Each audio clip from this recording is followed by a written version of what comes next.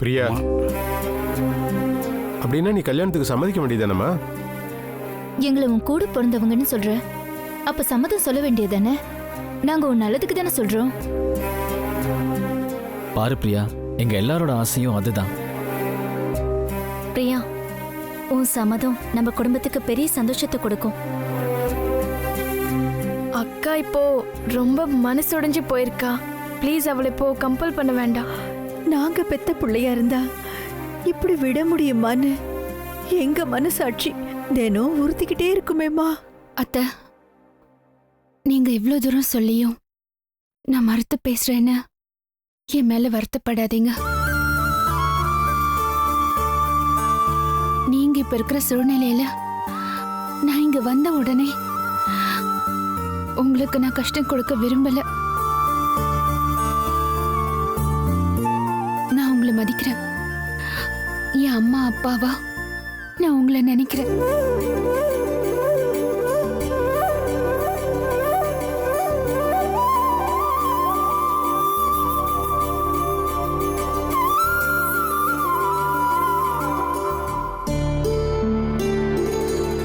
என்ன தப்பா நினைக்காதீங்க.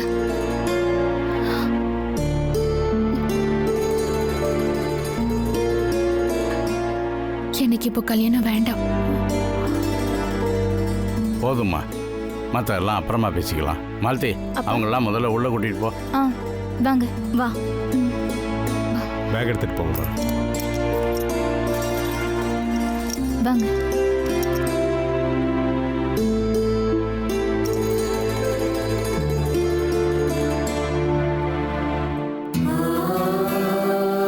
என்னங்க இது இப்படி பேசிட்டு போறா? அம்சோல்லி, அதான் நம்ம 2 பேரையும் அப்பா அம்மா ஸ்தானத்தில் வச்சிருக்கேன்னு அவளே சொல்கிறாள்ல. அதனால் கண்டிப்பாக அவள் கல்யாணத்துக்கு ஒத்துக்குவா. பார்த்துக்கிட்டே இரு.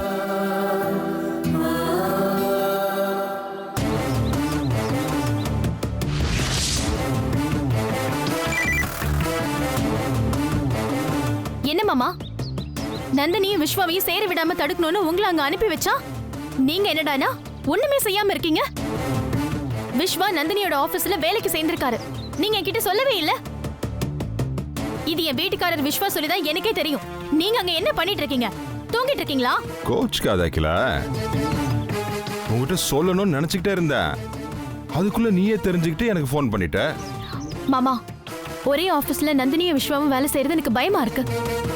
மறுபடியும் விஸ்வாவும் நந்தினியும் ஒண்ணு சேர்ந்துடக்கூடாது. விஸ்வா எனக்கு வேணும். அதுக்கு நீங்க ஒரு காரியம் பண்ணணும். என்ன பண்ணணும் சொல்லு. நந்தினிய வேலையை விட்டு தூக்குறதுக்காக அந்த மனோகர் சிஸ்டம்ல ஒரு முக்கியமான ஃபைலை எரேஸ் பண்ணி வச்சிருந்தானா. ஆனா விஸ்வா அதை கண்டுபிடிச்சு மறுபடியும் ரீலோட் பண்ணி கொடுத்துட்டாரா. இப்படியே இருந்தா நம்ம காரியம் விளங்கின மாதிரி தான். இங்க இந்த மரகத கிழவி விஸ்வாவும் நந்தினியும் மறுபடியும் சேர்ந்து இந்த வீட்டுக்கு வருவாங்கன்னு கனவு கண்டுகிட்டு இருக்கா. அவ கனவை அழிக்கணும்.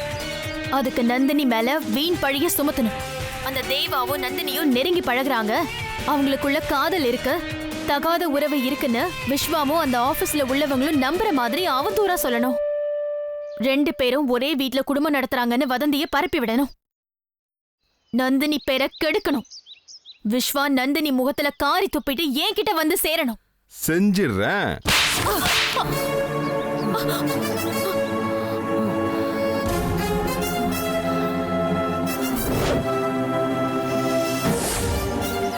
என் மருமகளை பத்தி தப்பு தப்பாவ சொல்ற? ஏய், அவன் நெருப்பிடி. உன் நாக்கு அழுகி போயிடும். அந்த பக்கம் நந்தினி கிட்ட நல்லவ மாதிரி நடிக்கிற, இந்த பக்கம் என் புள்ள கிட்ட வேஷம் போடுற. இத பார், என்னைக்காவது ஒரு நாள் என் பிள்ளைக்கு உண்மை தெரியதான் போகுது. அப்போ உன்னை கழுத்தை பிடிச்சு வெளியே தள்ளதான் போறான். இது மட்டும் நடக்கல, நான் மரகதை இல்லடி. என்னையும் அறையிற? இங்க பாரு, உன் மகன் கிட்ட என்ன பத்தி சொல்லி என்னையும் உன் மகனையும் பிரிக்கணும்னு நினைச்ச?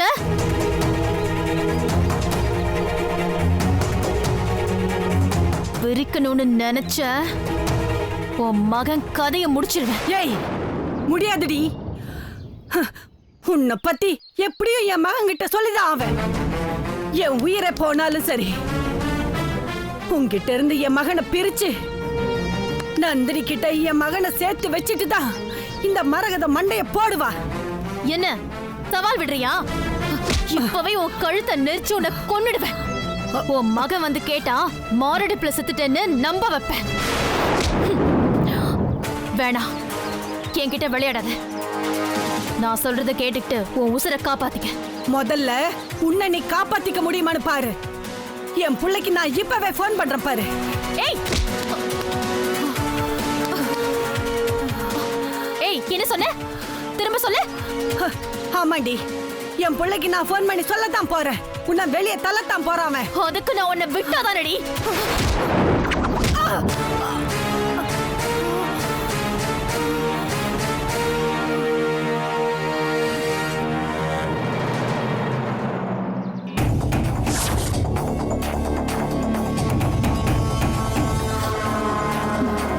மயங்கிட்டாளே.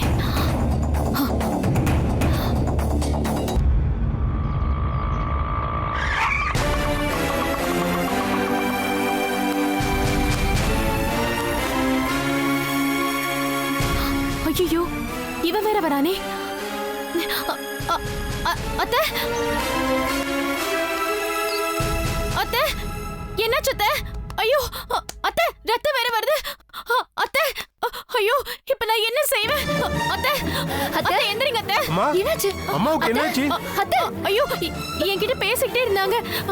லோ சுகர்ல சட்டுன மயக்கம் வந்து தடுக்கி கீழே விழுந்துட்டாங்க. எனக்கு எனக்கு எங்க பாருங்க ரத்தம் வருது. ஐயோ, ஐயோ, என்னன்னு தெரியலையே. அம்மா, அகிலா, ஒழுங்கு மரியாதையா உண்மையை சொல்லு. அம்மா மயக்கம் போட்டு விழுந்த மாதிரி தெரியல, நீ தள்ளி விட்ட மாதிரி தான் இருக்கு. ஐயோ, நான் ஏன் தள்ளி விட போறேன்? எனக்கு என்ன பைத்தியமா பிடிச்சிருக்கு?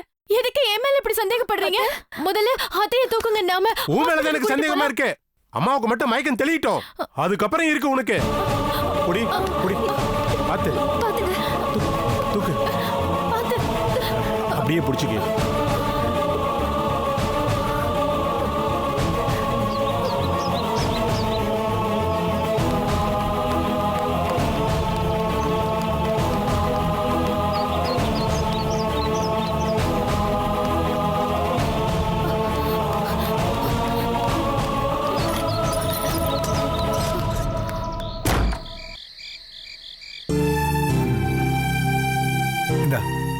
சாப்பிடு. எனக்கு வேண்டாம். எனக்கு பாப்பாவை கூட்டிட்டு வா. பாரு, முதல்ல சாப்பிடணும். மாட்டேன். பாப்பாவை கூட்டிட்டு வா, நான் விளையாடணும். நீ ஒரு வாய் சாப்பிடு, நான் அவளை கூட்டிட்டு வரேன். உண்மையாவா சொல்ற? ஆமா, இந்தா சாப்பிடு.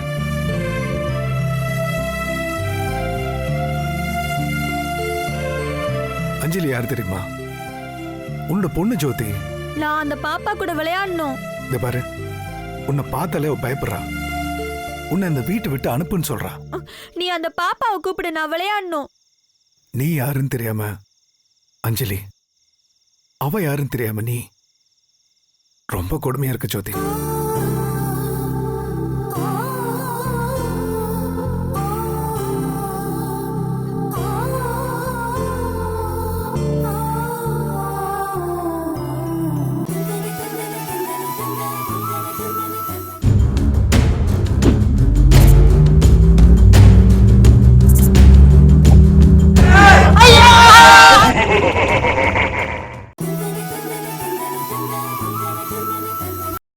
தேவா,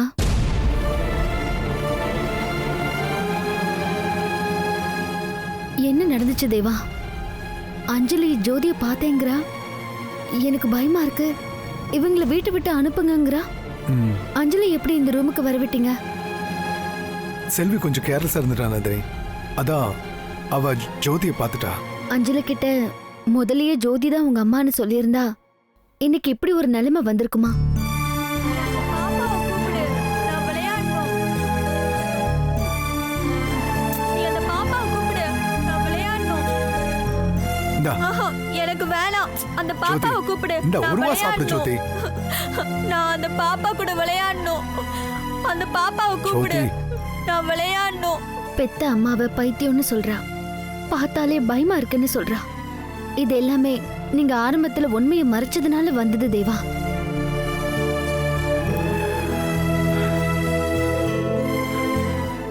பாரு, ஜோதி இப்படி இருக்கிற நிலைமையில என்னால எப்படி சொல்ல முடியும் நந்தினி? நடந்து முடிஞ்சதை விடுங்க.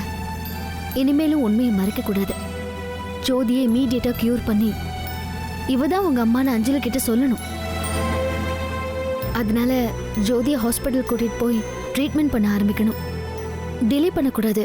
ட்ரீட்மெண்ட்டுக்கான வேலையெல்லாம் செஞ்சுட்டு நந்தினி. நாளைக்கு ஒரு பெரிய psychiatrist doctor Arundhati Madurai visit பண்றாங்க. அவங்க கிட்ட அப்பாயின்மெண்ட் வாங்கியாச்சு. காலையில முதல் வேலையா அவங்க கிளினிக்கு ஜோதியை கூட்டிட்டு போறேன். நீங்க போக வேண்டாம் தேவா, நான் கூட்டிட்டு போறேன். நீ ஆபீஸ் போ நந்தினி, நான் ஜோதியை கூட்டிட்டு போறேன். ஏன் நான் கூட்டிட்டு போய் போற வழியில் எனக்கு எதாவது ஆயிடுச்சுன்னா என்ன பண்றேன்னு பயப்படுறியா? அதில்ல தேவா, ஜோதி ஒரு பொண்ணு.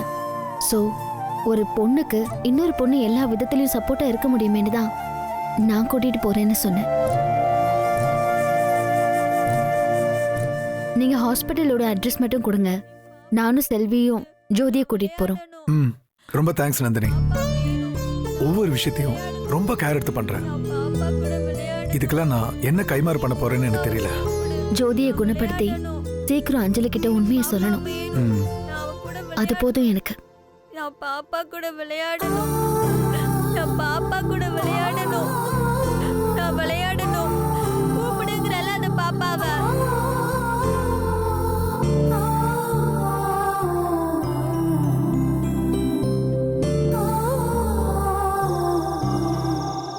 எனக்கு அடுத்த வாரத்துல இருந்து எக்ஸாம்ஸ் ஆரம்பிக்குதுக்கா. என்ன படிக்கிறதுனே தெரியல. நிறைய போர்ஷன்ஸ் வேற இருக்கு. சரி கீர்த்தனா, எதுக்கும் பயப்படாத, படிச்சிடலாம்.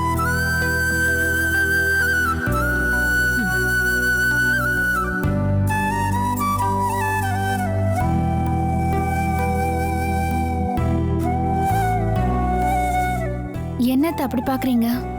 ஒன்னும் இல்லம்மா. நல்லா சாப்பிட்டீங்களா? சாப்பிட்டோம் அத்தை. எப்படிமா இருந்தது சாப்பாடு? நல்லா இருந்துச்சு அத்த.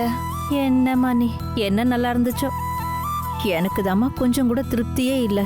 ஏன் அத்த அப்படி சொல்றீங்க? வாய்க்கு ருசியா சாப்பிட்டவங்க நீங்க. இன்னைக்கு ஒரு நல்ல சாப்பாடு போடணும்னு நினைச்சேன், முடியலம்மா. நாளைக்கு நல்ல ருசியா சமைச்சு போடுறேன். அத்த, ஏன் அப்படிலாம் பேசுறீங்க? நாங்க என்ன பிறக்கும் போதே கோடீஸ்வர குடும்பத்திலேயா பிறந்தோம்? நாங்களும் சாதாரண மிடில் கிளாஸ் ஃபேமிலியில பிறந்தவங்க தானே. இருந்தாலும் உங்களுக்கு தடபுடலா சமைச்சு போட முடியலையேன்னு என் மனசுக்கு கொஞ்சம் கஷ்டமா இருக்குமா. அண்ணன் இருந்திருந்தா உங்களுக்கு இந்த கஷ்டமே வந்திருக்காதுல்ல. ஐயோ அத்தை, தயவு செஞ்சு எங்களை விருந்தாளியா பார்க்காதீங்க.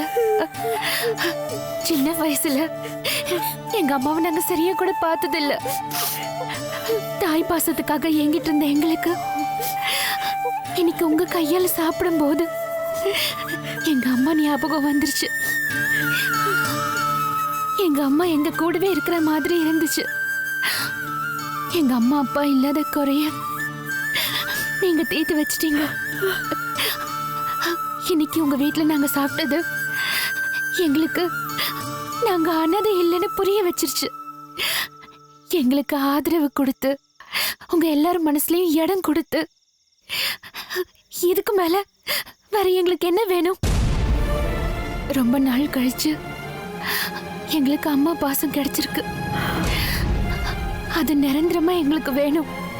என் தம்பி தங்கச்சி இவங்க 2 பேரும் அம்மா இல்லாத குறை இல்லாம சந்தோஷமா இருக்கணும். நாங்க உங்க பசங்க. உங்க கையால பச்சை தண்ணி கொடுத்தாலும் அது எங்க பசிய ஆத்திடும். நான் இனிமே இந்த மாதிரி எல்லாம் கேட்டு உங்க மனசை புண்படுத்த மாட்டேம்மா. ஒரு நல்ல சாப்பாட்டை இந்த அத்தையால போட முடியலையேங்கிற வருத்தத்துல தாம்மா நான் கேட்டுட்டேன். நீங்க இவ்வளவு பாசத்துக்காக ஏங்குறீங்கன்னு எனக்கு புரியாம போச்சுமா. நீங்க என் அண்ணன் பிள்ளைங்க இல்லம்மா, என் பிள்ளைங்க. உங்களுக்கு எந்த குறையும் வராம நான் பாத்துக்கிறேன். ஐயோ, வீட்டுக்கு வந்தது வராததுமா உங்களை அழ வச்சுட்டேனேம்மா. மன்னிச்சிருங்கம்மா, மன்னிச்சிருங்க. இனிமே நான் உங்களை அழவே வைக்க மாட்டேன். சந்தோஷமா நல்லபடியா பார்த்துப்பேன்.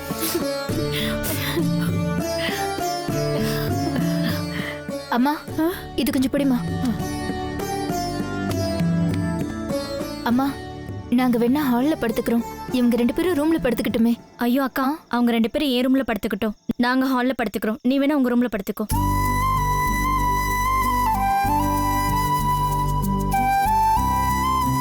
வேணாண்டே, நீ உன் ரூம்ல படுத்துக்கோ, நான் எங்க ரூம பிரியாவுக்கு கொடுத்துறேன்.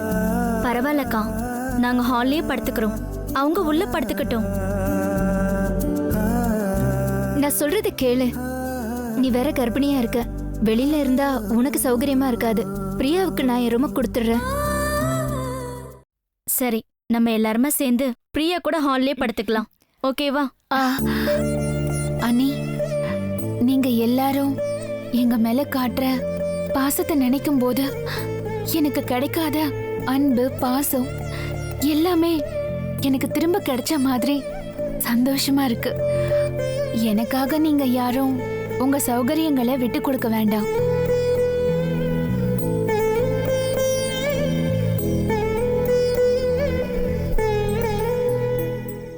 ரொம்ப நாளா ஒரு தாயோட அரவணைப்பு இல்லாம பாசத்துக்காக ஏங்கியே நாங்க வளர்ந்துட்டோம். இன்னைக்காவது எங்க அம்மாவா நாங்க நினைக்கிற எங்க அத்தை கூட நாங்க படுத்துக்கிறோம்.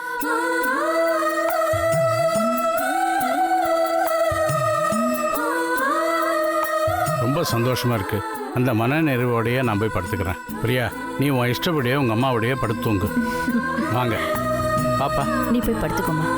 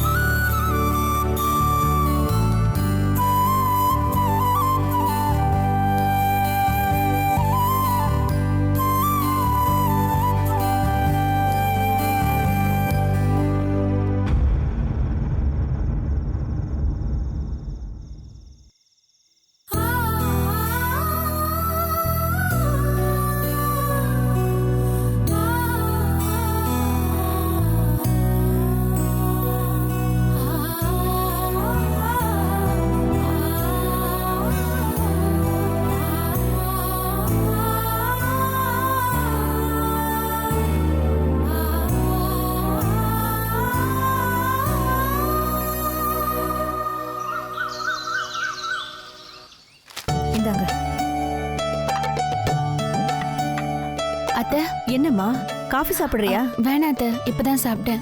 என்னம்மா வெளியில கிளம்பிட்டியா? ஆமா அத்தை, காலையில பேப்பரை பார்த்தேன். என் படிப்புக்கு தகுந்த வேலை ஒரு கம்பெனில காலியா இருக்கு. நான் அந்த இன்டர்வியூவை அட்டென்ட் பண்ணலான்னு இருக்கேன். என்னது, இன்டர்வியூக்கு போறியா? என்னம்மா இது, நேத்து தானே வந்த, அதுக்குள்ள வேலை தேடி கிளம்பிட்டியா? இப்போ வேலைக்கு போகணும்னு என்ன அவசரம்? கொஞ்ச நாளைக்கு கோவில் பீச் அது இதுன்னு போய் சந்தோஷமா இருக்கலாம்லம்மா. அதை விட்டுட்டு வந்தது வராதுமா வேலைக்கு போகணுமா?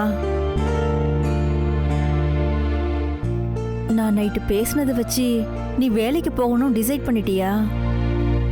இங்க பாருமா, நீ ஏற்கனவே மனசால பாதிக்கப்பட்டிருக்க. கொஞ்ச நாளைக்கு நீ அமைதியா வீட்ல இருந்தா போதும். உன்னை, தம்பிய, தங்கச்சிய எல்லாரையும் நான் கவனிச்சுக்கிறேம்மா. ஐயோ, அப்படிலாம் இல்ல அத்தை. இந்த இன்டர்வியூவை அட்டென்ட் பண்ணா எனக்கு வேலை கிடைக்கிறதுக்கு 100% வாய்ப்பு இருக்கு. அடுத்த வாய்ப்பு எப்போ வரும்னு நமக்கு தெரியாதுல்ல. கிடைச்ச வாய்ப்பை நாம இப்பவே யூஸ் பண்ணிக்கிறது நல்லது தானே? பிரியா சொல்றதும் சரிதான். வாய்ப்பு கிடைக்கும் போது அதை பயன்படுத்திக்கிறதுல எந்த தப்பும் இல்லை. அது புத்திசாலித்தனம். ஒரு முயற்சி தான் பண்ணி பார்க்கட்டுமே, அதுல என்ன தப்பு? நான் அவளை வேலைக்கு போக வேண்டாம்னு சொல்லலங்க. சின்ன வயசுல இருந்தே சொந்த பந்தங்களோட பழகாம தனியா வளர்ந்துட்டா. அதான் கொஞ்ச நாளைக்கு இங்க எல்லார் கூடயும் சேர்ந்து இருக்கலாமேன்னு சொன்னேன். அத்த, நான் படிச்சு முடிச்ச உடனே எனக்கு வேலை ரெடியா இருந்துச்சு. ஆனா அப்பா என்ன வேலைக்கு போக விடாம கல்யாணம் ஏற்பாடு பண்ணிட்டாரு. நான் எவ்வளவோ சொல்லி பார்த்தேன், அவரு கேட்கவே இல்ல.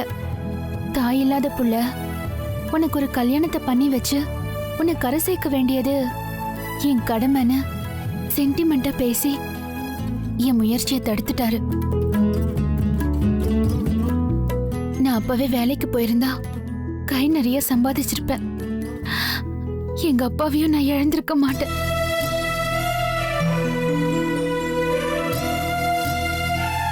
அப்பாவோட ஓய்வு காலத்துல அவரை நல்லா கவனிச்சுக்கணும்னு நான் நினைச்சேன். அதுக்கு வாய்ப்பே இல்லாம என்னென்னமோ நடந்து போயிடுச்சு. இப்ப மறுபடியும் எனக்கு வேலை கிடைக்கிறதுக்கு எனக்கு ஒரு சந்தர்ப்பம் கிடைச்சிருக்கு.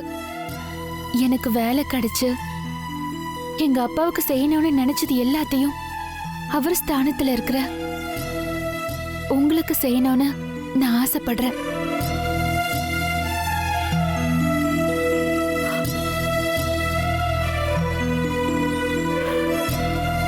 இப்படி ஒரு தங்கமான பசங்களை பெத்த எங்க அண்ணனுக்கு உங்க கூட இருக்க கொடுத்து வைக்காம போயிடுச்சு. அம்சா, அவ வேலைக்கு போற நேரத்துல ஏன் பழசையெல்லாம் பேசி அவ மனசை கஷ்டப்படுத்திக்கிட்டு இருக்க? பிரியாவுக்கு நல்ல தைரியத்தையும் தம்பியும் கொடுத்து அவளை நல்லபடியா இன்டர்வியூக்கு அனுப்பி வைக்கிற வழியை பாப்பியா? நீ வேற ஏதோ பேசிக்கிட்டு. ஐயோ, நான் ஒரு முட்டாளுங்க. இன்டர்வியூக்கு போற புள்ள மனசை கஷ்டப்படுத்திக்கிட்டு. நீ நல்லபடியா போயிட்டு வாமா. நல்லா இருமா. நல்லா போயிட்டு வா. நல்லா வரேன் அத்தை, வரேன் மாமா. போயிட்டு வாமா, பார்த்து ஜாக்கிரதையா போயிட்டு வா. சரி வாமா, உன்னை நான் ஆன் தி வேல டிராப் பண்ணிடுறேன். இல்லைண்ணே, பரவாயில்ல. நான் கோயிலுக்கு போயிட்டு போவேன், லேட் ஆயிடும். நீங்க கிளம்புங்க. சரி, ஆல் தி பெஸ்ட்மா.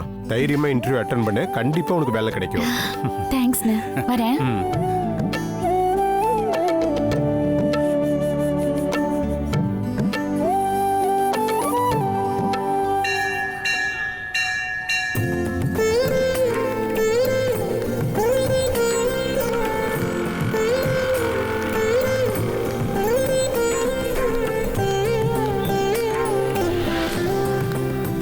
அர்ச்சனைக்கு தேங்காய் பழம் கொடுங்க, அப்புறம் பூ கொடுங்க. மல்லியா?